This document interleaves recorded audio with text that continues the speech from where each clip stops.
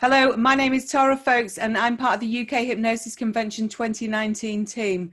As part of our range of interviews for all those speaking at the UK Hypnosis Convention, today I'm joined by Andrew Parr. Andrew is speaking on Saturday at 8:30 a.m. at the UK Hypnosis Convention, and his talk is entitled De-hypnotising Judi. So Judi is the lady who lost her memory. He's also talking about why many therapists are like ducklings and how to be a great hypnotherapist without being a great hypnotist. So welcome, Andrew. Hello there. Hi, thanks. Hello there. Thank you for joining me today. So obviously you was in the middle of teaching a class and then Judi spontaneously went into a 5-hour trance. That's one explanation for it. Yeah, it was something like that. It was just a bit of a shock, really. Yeah, I bet. Because we weren't really doing any hypnosis, really. I was just practicing a questioning technique. I was just getting people to gather information. And literally, I got everyone back together, sat down just before lunch. I was about to say little finishing off before lunch. It was kind of nearly 1 p.m. on a Friday. And suddenly Judi said, well, where am I? You know? Wow. And I just looked across and said, oh, you're on a training course. And she said, oh, how long have I been here? Wow. We said, 5 days. She went, 5 days? I said, yeah, 5 days. She went, how did I get here? So you drove. I have a car. And it was like this, and in front of everybody. And it was, something I'd never come across before. I'd heard about it. I'd never come across it. And it wasn't what I was originally going to talk about at the conference, but one of the attendees said if I was brave enough, I should talk about it because it's quite an unusual thing to happen and people would be fascinated to absolutely to hear about it. So really, it's what I don't want to just talk about that, but I want to mention it and explain what happened, what we did, the next 5 hours I spent with her, helping her get back to normal, shall we say. Yeah, to ground herself and get back to the here and the now. Yeah, there was a lot of stuff going through my head while I was doing that, and thinking, as you can imagine. But it's a fascinating experience, and Judi and I have had a chat about it, afterwards and what happened. And, but it was an unusual experience to come across, and because when you do teaching and everyone's all the students expect you to have all the answers, know everything, kind of seen it all before, and Vanessa's my student support. She took Judi out of the room for a while just so I could finish off the last few minutes before lunch. And I could see some people going, oh, but you've seen this before, haven't you? And I said, no, that's never happened to me before this. So this is a new one on me. And I saw the look of horror on people's faces for a moment. I'm thinking, oh, what do we do now? But it was all okay in the end. But I thought it's an interesting thing to tell people about what happened and just be aware of it. Absolutely, that's it, because people in their own practices, in their own training, may at some point experience something like this. And you've you said that you've spoken to Judi about it since. So do you keep in touch with Judi, and how does she reflect on? I'm not in contact with her a lot, but we spoke with her that night and the next day, or the next couple of weeks, just to make sure she's okay, sort of a few messages. She may even be coming to the talk, I'm not sure. I've got to chat with her, because I thought it might be good if she was there, and anyone wants to ask questions, they can actually have a chat with her as well. So that would be really interesting. No, she's lovely. She found the whole thing quite fascinating herself. That's what was interesting going through it as well, is she was often saying to me, this is interesting, isn't it? And then literally 30 seconds later she'd go, where am I? I say, you're on the training course. Really? How did I get here? And we'd go through the same conversation again and again. Basically what happened was her short-term memory just disappeared. Yeah. So, and then she began through a period of extreme stress or anything?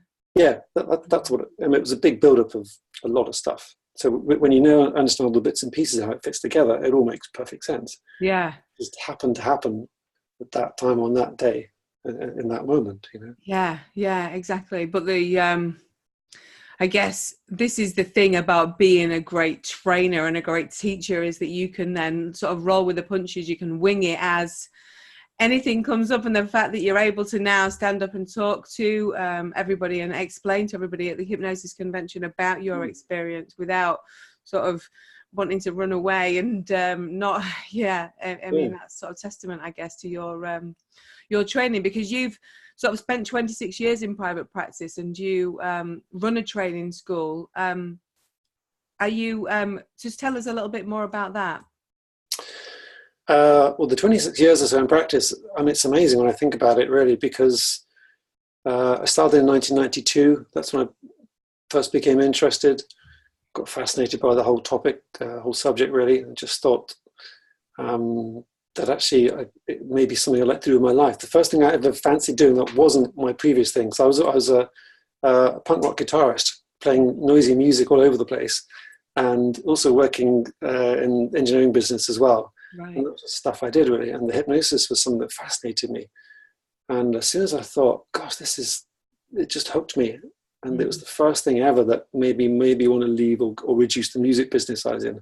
I'd do something different. And that was back in 1992, 1993 is when I first started practicing. I just started, really. I didn't even, it's one of those stories when you look back and people say, how were you so brave? And it just wasn't brave. It's just that I didn't even think. I just thought, I just started doing these things. It's not till afterwards you think, God, yeah, there was some big leaps of faith I took back then. It was just blind stupidity or naivety, really. I think I just did it. That was the 90s. 90s, yeah. And then somehow all those years have passed, and I've just done it full time ever since then. Apart from 1 year, I did take a 1 year off at the end of the millennium. Because I've been doing it since I was quite young. I was in my mid-20s back then. I'd just gone through a lot of stuff in my personal life. Before that led into it, a big crash, and this was coming out of that, really. So I think I had to take a bit of time off to finally process that for a bit. Took a year out, went back into music and sound engineering and that kind of stuff, and then came back into it again. And then that's when I decided to up my game a bit and moved into Harley Street and did that. And the years have just gone by, really. You clock up the hours without realizing it. You see, you do, exactly. So many people per week for so many weeks of a year, and suddenly it's hundreds, then it's thousands, then it's several thousands, and it just goes by. But yeah. And suddenly it's like I'm one of the old blokes of the business rather than the new kid, So it's like, how did that happen? Yeah, exactly. Where did the time go? Yeah. It's interesting that you talk about when you've seen all of these clients that generally you're sort of de-hypnotizing people out of out of a state of out of a trance, I guess, where they're walking around with this negative self-hypnosis perhaps, or this thread going around in their mind. So can you tell us a little bit more about that? Yeah, it's just a little phrase that came to me some time ago, and because I love the world of hypnosis. I love hypnotherapy. I love everything about it. I love all the gimmicky bits. I love all the clicky fingers and all the weird bits. I love it all, okay? But it's very weird to some people, okay? Yes. And part of the thing I actually want to do in a way is see if I can de-weird the whole world of hypnosis so it can become more mainstream rather than having, you've got conventional therapy here and the hypno world's a bit over there, and it takes a lot of leap of faith for people to cross over there. So how do you make that transition, really? So rather than hypnotizing people and brainwashing people, which is this myth that many people have about it, I just generally started saying, look, life has already hypnotized people. I said to some clients that life has already hypnotized you. My job's just to undo that, really. That's all. Absolutely. You're thinking, feeling things you probably don't need to think and feel. Yeah. We can undo that for you. Yeah. Then you can just get back to being who you were before it all happened, and maybe it'll help you evolve as well. Yeah, absolutely. As a result of that. And clients quite like that idea, but it wasn't. They weren't being changed. They were just being got back to where they should have been in the first place. And that made a lot of sense with a lot of people, and people kind of accept that message quite nicely. So it's something I'm kind of just been using and trying to build on a bit, really. It's kind of de-hypnotizing or setting people free rather than the whole hypno bit. Exactly, and it's for me, I love the explanation about brain plasticity. About the fact that we can, that it's neuroscience essentially. That it isn't weird. It's not freaky. It is neuroscience essentially, and that's what we're doing. And if we can educate people around that, then they get it. It's scientifically proven now. It's not sort of weird and wonderful, although some people like to use weird and wonderful, and we can incorporate the weird and wonderful into it, which is so fantastic. It's like you say, it's nice to be able to evolve and move forwards, both as a therapist but also as an individual. I think the evolving bit is something that I'm very keen on, that I think rather than just trying to fix somebody's symptoms or problems, I'm always trying to think, how can I help this person evolve? That's what goes through my mind. Yeah. What's the best thing for this person? Still fitting in what they're asking me to do, okay? Because someone's saying, can you stop me biting my nails? Okay, there may be not a lot of evolution going on there, okay? But still, how can they become, instead of just stop that habit, how can they become someone who does something different instead, so they feel they've grown in some way? And to me, it makes a lot of sense that if we can just help people evolve in some way when we're working with them, somehow adds a little bit extra to the whole process. So Absolutely, that's it. And then they are more inclined to, well, that's it, you're helping them to evolve. But often these things that people do, like biting the nails, like touching the face, it's often a nervous habit that people have. So improving their confidence, improving their ego, it helps them to evolve and move forwards, and then come back to you if they need to in the future. Yeah, that's right. Yeah. Actually, it's interesting. Past few weeks, I had a few people come back to me who came to me when they were kids, when they were children, maybe 11 or 12 years old. They're coming back as young adults now, 19, 20, 21, just to, now the life's moved on for them. Yeah, and that's really interesting. And is it anything, well, I suppose, can you remember, or do you have records, but is it anything that's interrelated to the original issue that you saw them for? Yeah, sometimes. And because with the children, you don't always get all the story. You get part of it, but not all of it. And it's been nice. Got people finding out just that extra bit of information that was missing. Yes. And maybe their adult reflection on that as well. Yeah. And that's been lovely, because I helped them when they were kids. That's why they came back and they eased or solved their problems at the time. But something is niggled in the background, and then as an adult, it's triggered another issue. And then now we can go and do it more fully. Yeah. And get an extra bit of information, which it's like, oh, if I'd have known that before when you came when you were 11, I could have maybe helped a bit better. I just didn't know it at the time. Yeah. And that's the thing, yeah. We can never change the environment in which people are operating. We can address the things that we know about, but we can never change the environment. And if you're working with someone, but they're going back into that environment, then at some point, like you say, that it's going to be in the back of their mind. It's going to be there. Yeah. Until they're able, as an adult, to think, right, that's it. I'm going to move. It's also interesting seeing people you remember as children walking in as adults. Like, oh goodness, yeah, it's like, that before and after kind of thing. It's like, that's not quite nice. I mean, it's nice because you see the change, but it's yeah, I bet it is really nice. Yeah, I imagine that to see their growth as well, and to see them able to put everything into context, the therapy that you did back then and also the therapy now, that must be fascinating. That's right. Yeah, that's good. You talk about therapists being like ducklings. So without giving the game away, can you say anything more about that?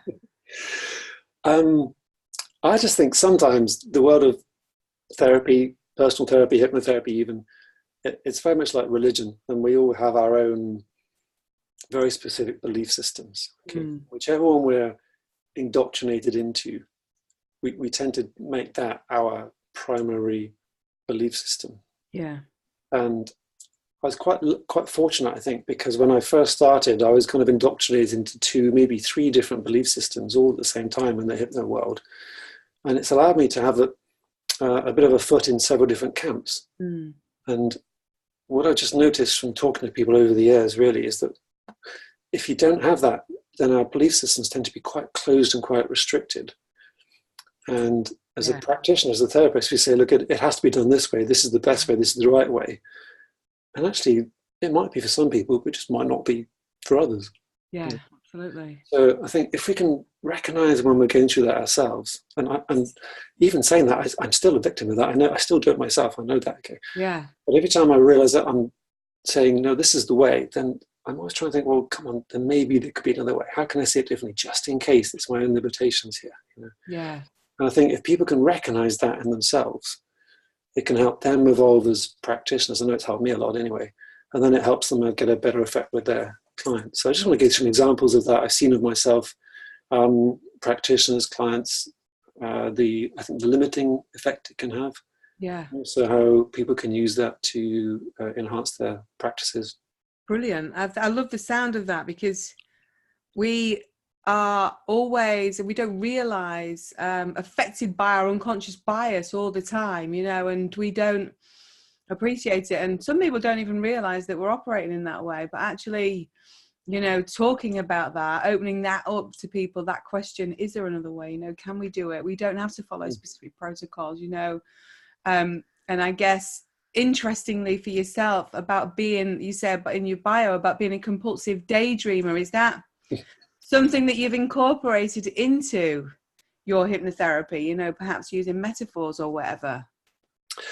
I think the daydreaming lets me just go into the world of imagination, and somewhere my mind comes up with solutions, because I'm not following rules. I'm not very good at rules, actually. It's a bit of a problem, because although I've always been a bit of a rebel, but I've always had a fear of authority. So you can imagine a rebel with a fear of authority. That's not a good situation to be in. Okay. Yeah. You rebel and get scared what you've done. Okay. So that's I spent a lot of my life doing that. It's better nowadays. I rebel less and I'm less worried about authority. But yeah. when you, but I'm not too good at following rules. I want to go and wander off and do my own thing. So the daydreaming, I think, lets me just, sometimes with a client, if they've got their eyes closed, I might be just daydreaming, just waiting for them, just listening and thinking, well, I'm trying to imagine what's going through them, imagining, you know. And if I can get my head into their world, I think sometimes something unconscious just clicks. And I think, oh God, they're thinking that. Okay, and that, I think that helps me connect with clients sometimes, rather than thinking, right, this is the next bit and I do this and do this. Yes. I'm not very good at all the clever hypno stuff, all the clever language patterns, and I still feel quite inadequate at that, really. I still think I've got a lot to learn. My own emphasis really has been, look, it's just a person who needs some help. If I can connect to that person, use what I know, then we can usually get a pretty good result. Yeah. And quite often a bit of daydreaming helps me do that. Yeah, that's what I thought when I read that. I thought that must be really useful to be able to connect and to engage. And like you say, if we're using specific protocols or whatever, that disables the ability to be able to do that, because we're too busy like looking at what's going to be next coming on it. Whereas if you're there able to connect with them unconsciously, then that's just a great thing, because that's the thing with therapy, isn't it? We go with what subtle signs that they're giving to us, and if you've got your heads down reading from a script, you're perhaps missing that. Yeah, that's right. I think it's one of the things I try and teach people on my own training courses. You give people scripts because they need a prop to start with. Yeah, absolutely. And they're great to be able to do that, but once the confidence is there. But once you can get off that and just start watching and listening to the client, then I think that's a much more, well, for me, it's a more rewarding way to do it, because you have a much deeper interaction with the client then, and it can be more spontaneous. Yeah. Plus, if you have to do something spontaneously and you haven't got your book of scripts with you, you're a bit stuffed, really. So if you can observe the client, listen to a client, take the information from the client and deliver it back to them when you use a more solution-focused approach, then I think that's a great skill to be able to have. And it's just a human interaction, really. You know, I try and teach principles rather than rules, and say, look, you know, just think about what we're trying to do here rather than how to do it, and then and adapt it to suit your personality. Yeah. And I guess then that empowers each individual to manage it and to manage their own practices and however they want to work. You know, we don't fit in boxes. You know, we are all coming to it with our own experience. Absolutely. Yeah, and it's about incorporating that. And each person, like yourself, whoever's watching this, each person, we all have our own life learning, our own specific set of experiences we've been through, and we all see life slightly differently. Yeah. And one thing I have noticed is that we do tend to attract clients to suit our own personalities, our own beliefs, our own experiences. You know that. Yeah. And apparent to me many years ago that even a funny way I tell people on training sometimes, when I first had a clinic up in Greenwich with a business partner of mine, his name was Dave, and he came from building background, and we had the same advert in the Yellow Pages, same telephone number, and people could choose who they came to see. And a friend of mine was a practice manager at the time, and he said he always knew who's with Dave clients, who was of mine, because Dave's would come in and say, all right, yeah, I got an appointment with Dave Thomas, right, at 4 o'clock. And the other ones for me will come and say, hello, I come to see Andrew Parr. It's at 2 p.m.